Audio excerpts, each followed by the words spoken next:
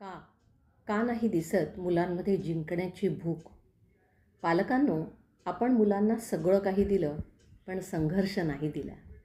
म्हणूनच आज त्यांच्याकडे सगळं आहे, फक्त लढायची ताकद नाही.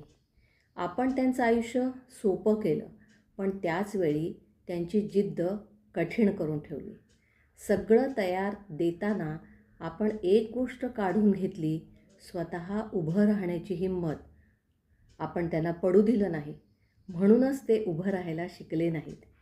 सुख देताना आपण हे विसरलो की थोडा संघर्ष माणसाला मजबूत बनवतो. आज त्यांच्याकडे साधनं खूप आहेत, पण का हे करायचं याचं कारण नाही. कारण गरज कधी आपण निर्माणच होऊ दिली नाही. आपण त्यांना इतकं जपलं की आयुष्याच्या लढाईसाठीच कमकुवत केलं.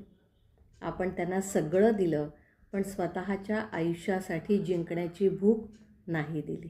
धन्यवाद.